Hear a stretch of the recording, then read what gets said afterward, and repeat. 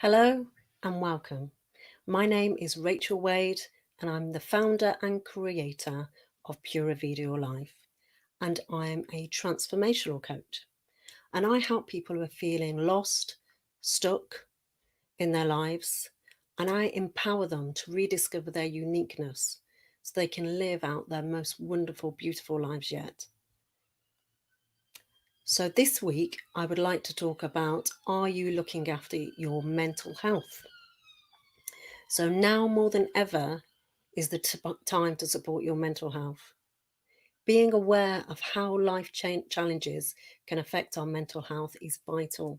It's all about the awareness. This is where it puts you in control. So, do you ever consider your mental health? Looking after your mental well-being is important, and these feelings can fluctuate from day to day. So, if you're not feeling great, it can be harder to take action to benefit your well-being. Now, let's be realistic. We all experience difficult times and feel negative emotions when facing challenges in our lives. And we all respond to our experiences differently. There is no single right way to react. So stop comparing yourself to anybody else. Being aware of how life challenges can affect our mental health can make it easier to understand, and whether this is the way that we can help ourselves or someone else we care about who also may be struggling. So it's important that we gain an understanding. So life challenges that we face throughout our lives can include our personal life, relationships, money, work, housing, life changes, positive or negative, health issues, traumatic life events, the loss of a loved one, smoking, alcohol, gambling, and drug misuse. And some of us are more deeply affected by events than others. Often, how we feel with things can depend on how well other areas of our life are going and how well supported we feel in our lives. So, let's talk coronavirus. Coronavirus has affected all aspects of our lives. So, let's be brutally honest about that. And the bombardment and constant information and news feed that's coming to us about the pandemic can feel never ending. And this is impacting on our physical and mental health. The rules of staying home, social distancing, and self isolating are affecting us psychologically. And for this reason alone, now more than ever is the time to support our mental well-being. Not only are people in fear of the virus, many also face stressful life challenges, job losses, reduced working hours, and less income. Social distancing and self isolating means that we're not seeing our loved ones, and we are worried about vulnerable family and friends. And it can be so hard to escape the constant barrage of bad news in the media, which only adds to our feelings of despair, stress, and wondering, when will this ever end? But there are small steps we can take in our everyday lives to look after our mental well-being.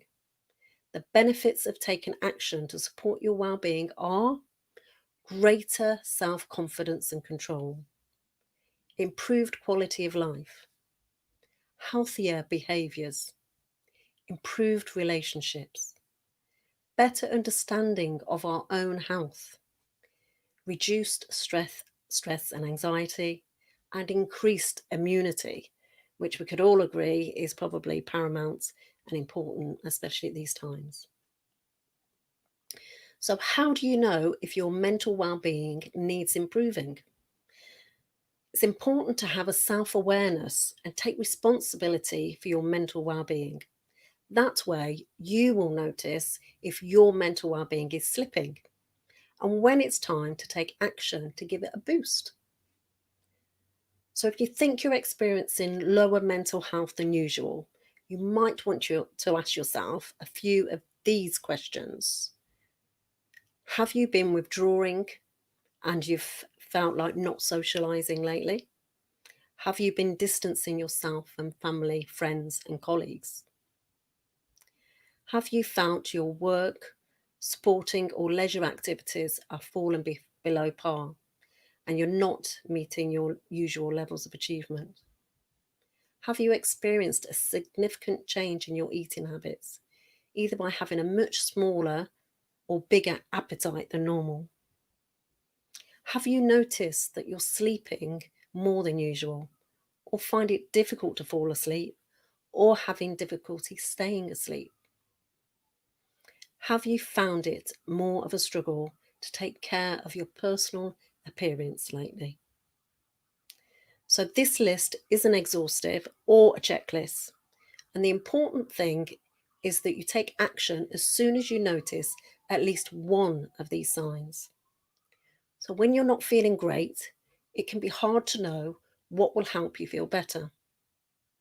And it's a good idea to create a well-being toolkit that includes all the things that you know help you maintain a good level of well-being. So to help you develop your own well-being toolkit, take a piece of paper and write down, how do I know when I'm stressed? So these will be all the triggers, the things that impact on you. So take some time. So how do I know when I'm stressed? Then what you do is write down the things I can do to support my mental being every week. So these would be things making sure that you're scheduling time to go for walks or to go to the gym or taking some time out for some self-care, maybe reading a book. And then once you've done that, write down things I can do to support my well-being when I'm stressed. So these will be the quick remedy things. So it could be you're feeling very stressed and you decide, I need to go for a walk. So you go for a walk, that allows you some time out. Sometimes it could be as simple as just going to make a drink. That can give you some time away and break away from what's currently giving you that stress. It could be it's time to call a friend. But these are your strategies. This is an opportunity for you to design your strategies that work for you, which is very important. So to help you with some inspiration, here are my golden nuggets and top tips. They will help you overcome your mental health challenges and improve your well-being so you live a happier and fulfilled life. So golden nugget number 1, practice self-care. So it's easy to slip into the habit of sleeping in late, spending all day in your pajamas and eating junk food.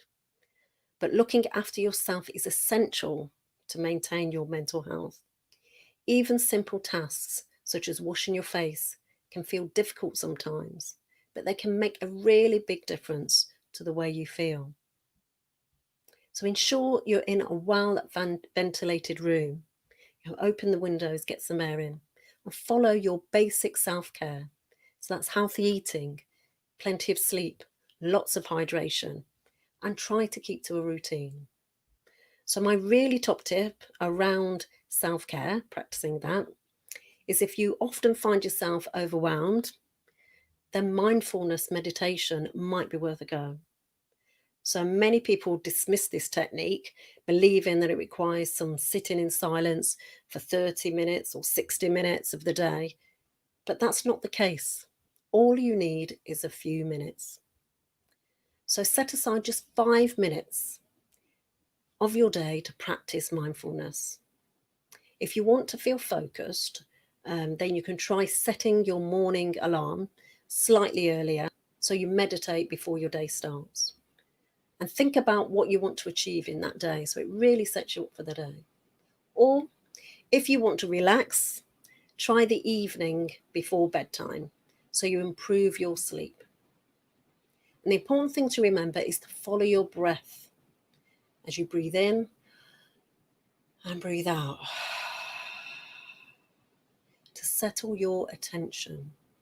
Then focus on everything around you as you continue your breathing in and out before completely feeling completely absorbed in what you can hear, what you can feel, what you can smell, and what you can see.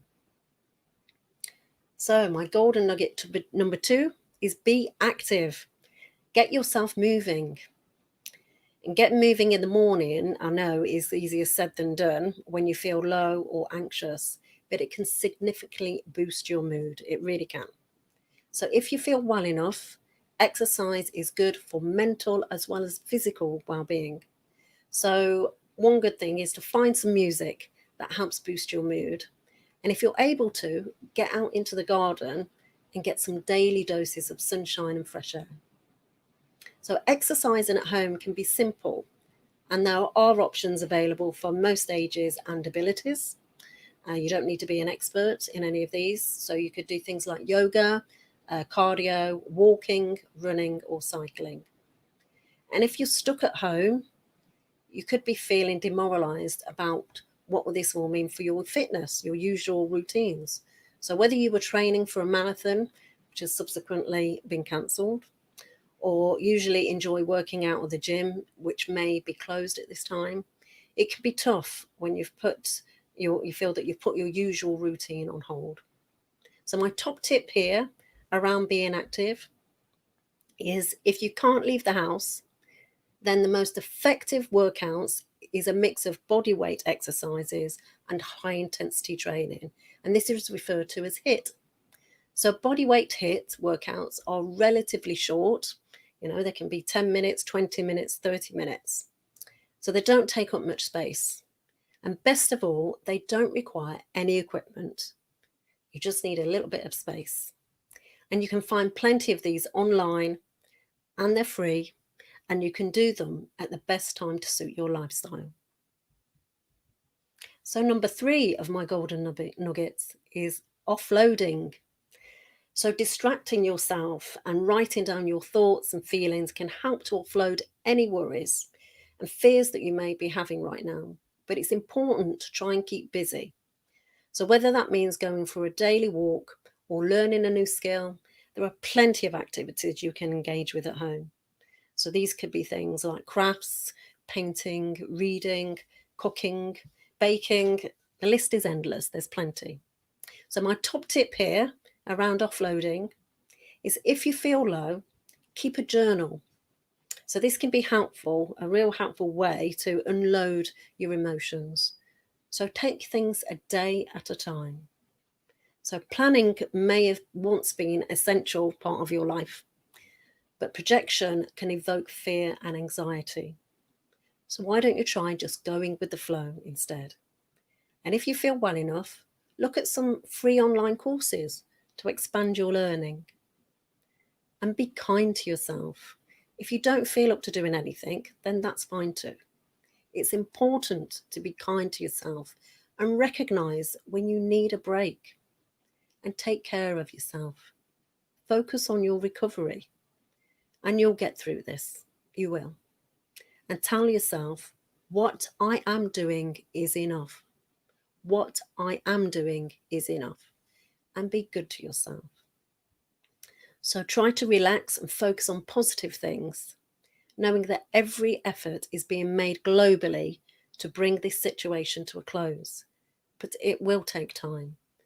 So all you can do is control yourself and your emotions within your own surroundings and environment, and your mental well-being, what's going on in your head and what's going on for you emotionally.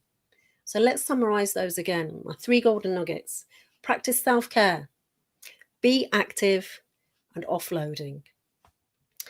Also, I'd like to advise that you may want to consider to get some professional help. So Pura Vida Your Life resources and materials are intended to give you some tools to cultivate a positive and balanced lifestyle, rather than provide any immediate solutions. So although this information might have been useful for you and educational, I do urge you, if you are really struggling, that you must go and see your doctor. Or you may want to find some mental health support from charities or the NHS online services. So if you have found this useful, please share this with anyone you know who would also benefit, to help them in their journey in life. And thank you for joining me. I look forward to seeing you again for next week's Pura Vida Your Life happenings. For insight, inspiration, and more golden nuggets to help you live a happier and fulfilled life. So Pura Vida Your Life, it all starts with you. And I'd like to invite you to come on a journey of empowerment with me.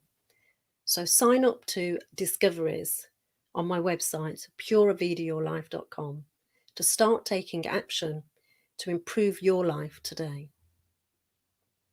Pura Vida.